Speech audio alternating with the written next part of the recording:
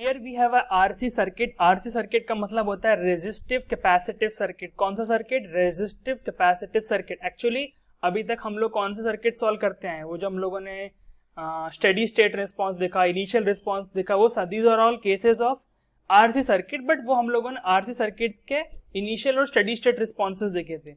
Now we are seeing the charging a capacitor, है ना, through a resistor, and this is actually the middle वाला जो transient response है। t is equal to 0 पर हमको पता था, t is equal to infinity पर हमको पता था, इन्फिनिटी का मतलब लॉन्ग टाइम। बीच में क्या हुआ, किस तरह से कैपेसिटर गॉट चार्ज, किसी भी आर्बिट्रेरी टाइम पर कितना उस पर चार्ज होगा, क्या वोल्टेज होगा, that we are going to figure out now. So यहाँ से करंट चलना शुरू होगा। सो ये दिस इज द बैटरी जो चार्ज कर रही है इस कैपेसिटर को, and there is a resistor जो यहाँ पर, यदि यहाँ पर एक रेजिस्टर नहीं होगा so capacitor gets instantly charge. But in general ये तो आइडियल, ये रियलिटी में तो पॉसिबल नहीं है। आप कोई भी किसी भी वायर के थ्रू आप कनेक्ट कीजिए कैपेसिटर को, कुछ ना कुछ रेजिस्टेंस तो रह ही जाता है। So always there is a resistive element present in the circuit. So wire current starts to flow like this. तो यहाँ से करंट जा रहा है, आई करंट चल रहा है किसी भी इंस्टेंट ऑफ टाइम पर। अभी ये जो करंट है इंस्टेंटेनियस करंट है ना, this is the instantaneous current and the instantaneous charge. अभी ये वाला प्लेट पॉजिटिव रहेगा और नीचे वाला प्लेट नेगेटिव रहेगा, बिकॉज बैटरी के पॉजिटिव से पॉजिटिव और बैटरी के नेगेटिव से negative. So the instantaneous charge on the capacitor, positive plate पर plus Q, negative plate पर minus Q. But we can simply say कि ये deposition कैसे हो रहा है, ये variable है ना। Charge on the capacitor change कर रहा है समय के साथ, because it is getting charge. Initially Q, small q की वैल्यू जो है ना, Q is equal to 0 at, है ना, Q इज इक्वल टू 0, ये क्या लिख दिया हमने, Q is equal to 0 at t is equal to 0, तो वो तो हमको पता ही है। Q is equal to 0 at t is equal to 0, ये हमारा था आपका initial response. And Q is equal to C। देखिए इसमें करंट 0 हो जाएगा और फाइनली वोल्टेज इसके अक्रॉस कितना जाएगा, जो बैटरी का वोल्टेज है वही इसके अक्रॉस अपीयर होने लगा। ये हम लोग अभी तक देखे हुए। तो स्टेडी स्टेट में क्या हो जाने वाला है, यहाँ पर Q is equal to CE हो जाएगा। मैंने इसको हम लोग Q0 बोल सकते हैं, final charge. So final charge will be C into E। This is at t tending to infinity, we can say this we know। ना मिडिल में क्या हो रहा है वो देखेंगे। तो मिडिल में क्या होगा, जो इंस्टेंटेनियस करंट है it can be related to the instantaneous charge by dq by dt। dq upon dt is the instantaneous current where q is the instantaneous charge। तो थोड़ा रीअरेंज हम लोग करेंगे। तो after little bit rearrangement we can write कि dq is equal to what we can write, dq is equal to I dt, ये हम लोग लिख सकते हैं।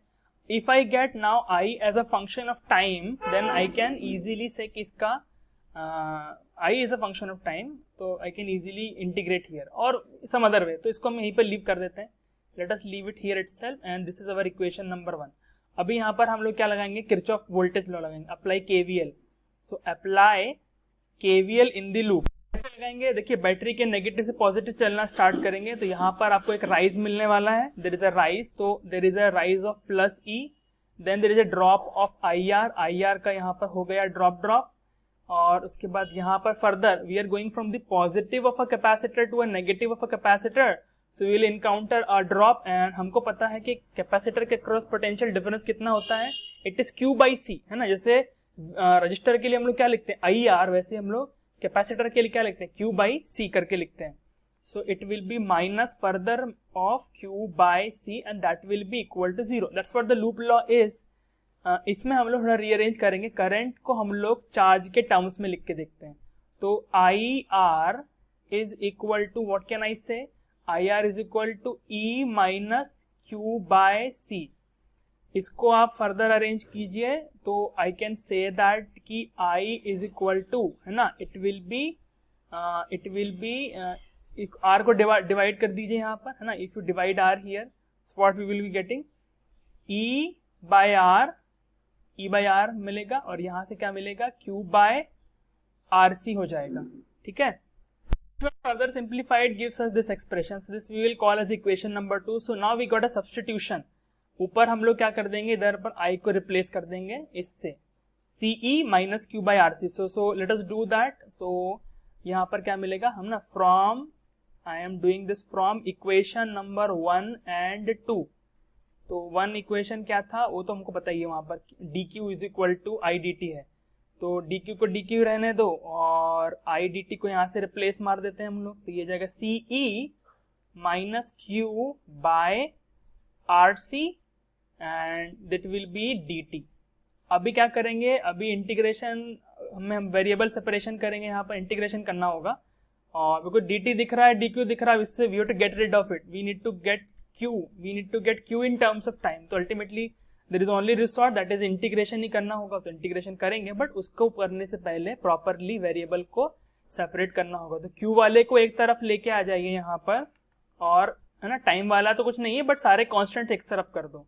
तो ये जाएगा आपका D Q by C E minus Q is equal to what can I write, यहाँ पर 1/RC रहने देते हैं, 1/RC dt छोड़ दो। Now will integrate both the sides, so integrating both the side, तो यहाँ पर with respect to charge integration कर रहे हैं और यहाँ पर विद रिस्पेक्ट टू टाइम। तो ये 1/RC entirely is a constant, उसको मैंने इंटीग्रल के बाहर ही रखा हुआ है।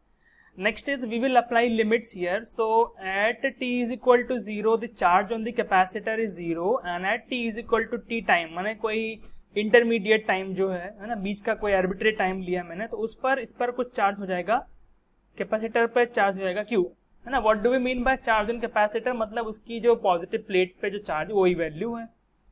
So now this is the integration, so you first try, है ना, इसको वीडियो को रोक करके आप थोड़ी देर ट्राई कीजिए इसका इंटीग्रेशन एंड देन वील सी।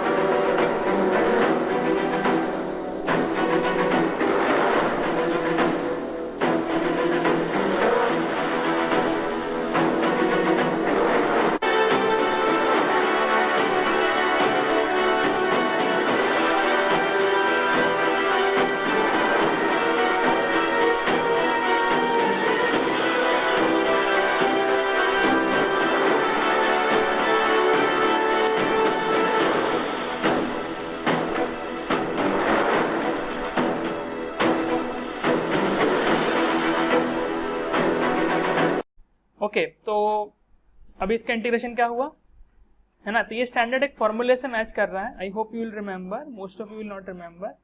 क्या फॉर्मूला है वो, let us right in the side note, यहाँ पर साइड में हम लोग लिख के देखते हैं। वो आपका लॉगरिथमिक इंटीग्रेशन वाला फॉर्मूला है। तो एक बात हमको पता है कि 1 dx बाई एक्स का integration ln x plus c हो जाता है, but suppose there is some expression in the denominator, है ना, dx of ax plus b, then what will be the integration, it will be ln ax plus b divided by a। तो इसका derivation हम लोग by method of substitution कर सकते हैं, है ना। वो इंटीग्रेशन में आप पढ़ोगे भी हो, और एनीवेज मैंने इलेक्ट्रोस्टैट्स में शायद कहीं पर करवाया होगा, तभी बताया भी होगा।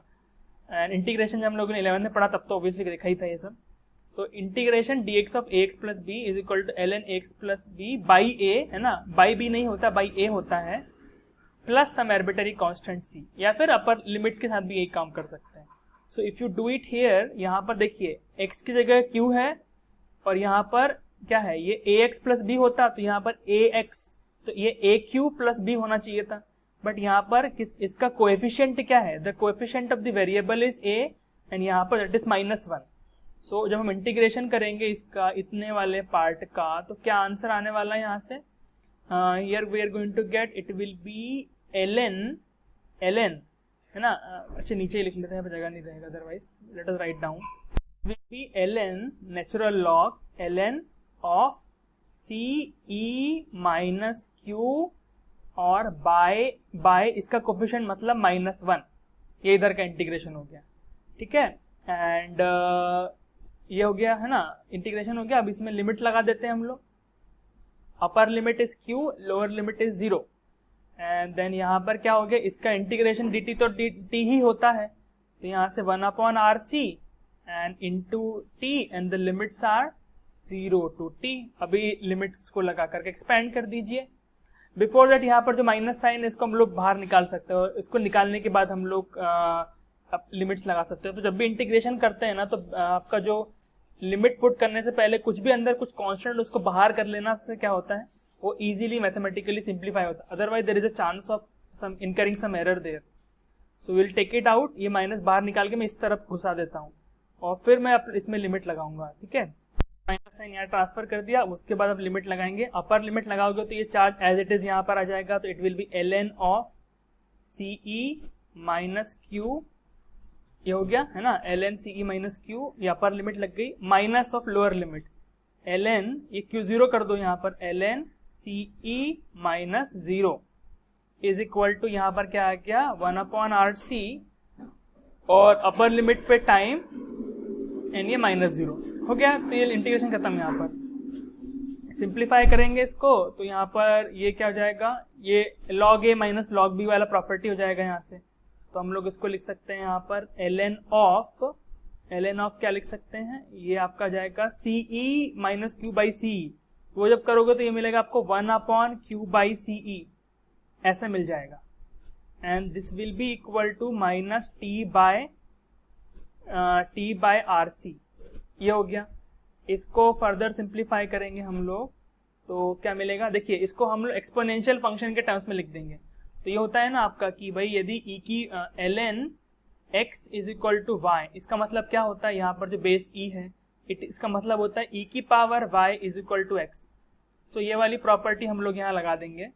तो by application of this property we can say that कि e की पावर दिस मच है ना, तो मतलब e की power minus T by RC is equal to 1 minus Q by CE।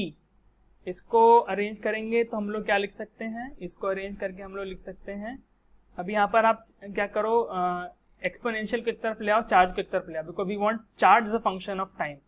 तो it will be Q by CE, और यहाँ पर ये हो गया 1 माइनस e की power minus T by tau. What is tau, tau जो है मैंने यहाँ पर किसको लिख दिया, I have done substitution, I have defining R into C as tau. तो यदि आप रेजिस्टेंस और कैपेसिटेंस की यूनिट्स को मल्टीप्लाई करेंगे आपको क्या मिलने वाला, टाइम का यूनिट मिलेगा। ये बहुत इंपॉर्टेंट है, याद रखना, कई बार डायमेंशनल एनालिसिस के क्वेश्चन में ये आता है बार बार RC।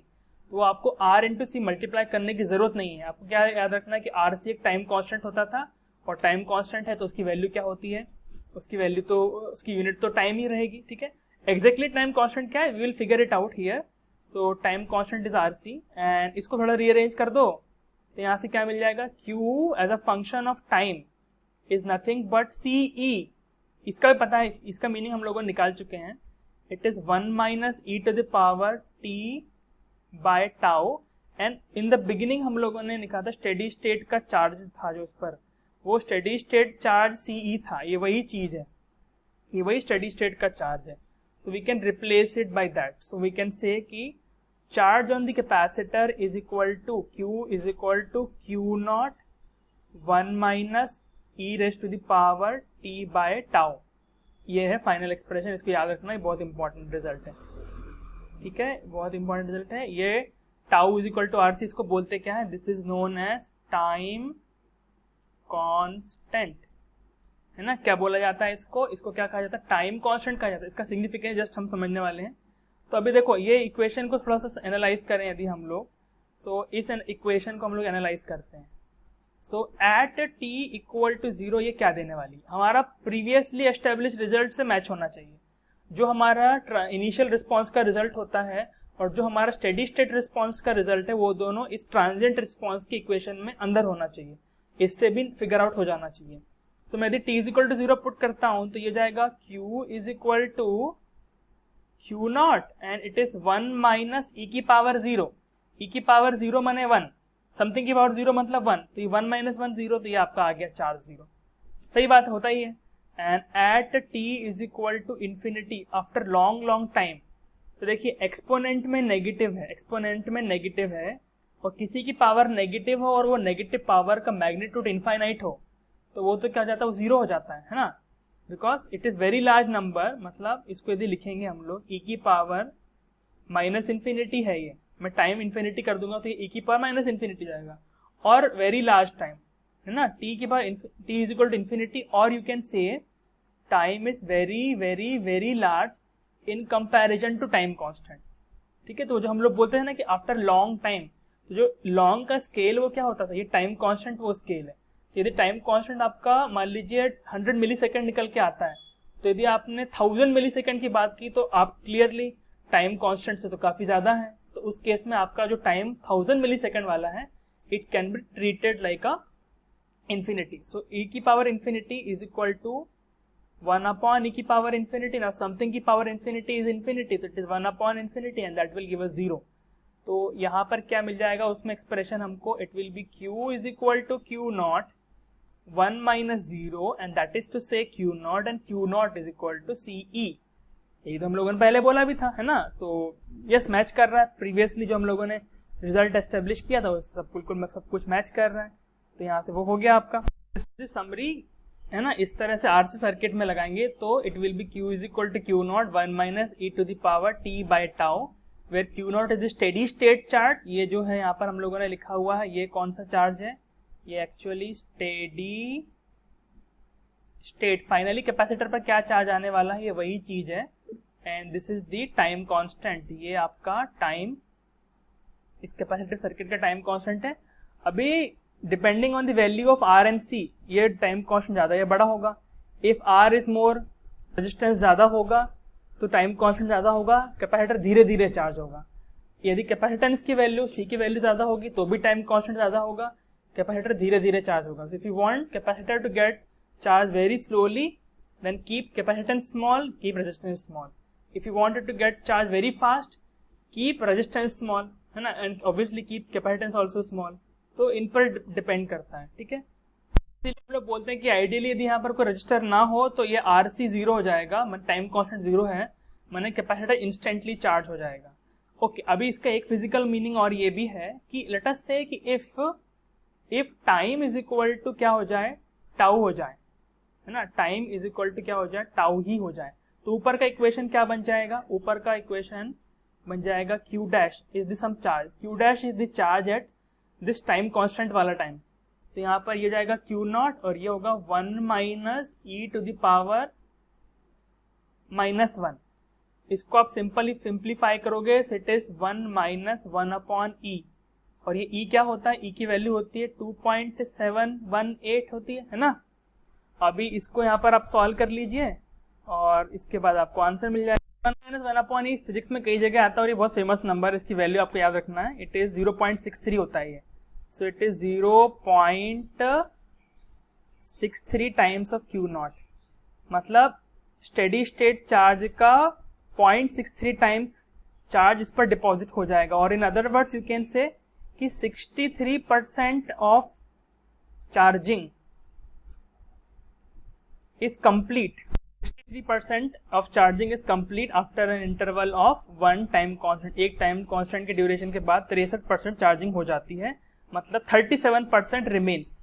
60% चार्जिंग हो चुकी है और 30% बची हुई है, तो ये स्केल है। तो सोच सकते हैं ना कि एक टाइम कांस्टेंट तक 63% होगी तो फिर थोड़ा सा और काफी ज्यादा टाइम होगा, सो it will be almost charge. इसीलिए हम लोग वो लॉन्ग का डिसीजन इस टाइम कांस्टेंट को देख करके डिसाइड करते हैं। यदि आपका टाइम कांस्टेंट से काफी ज्यादा है, so it's very large, you can treat it like infinity. Okay, अभी इसमें ग्राफ हम लोग ड्रॉ करेंगे। किसका ग्राफ ड्रॉ करेंगे, that you can try first, है ना, उसका हम लोग आंसर नेक्स्ट पार्ट में देखेंगे। आपको चार्ज वर्सेस, है ना, charge on capacitor versus time का ग्राफ बनाना है। Charge on capacitor versus time का ग्राफ एक प्लॉट करना है।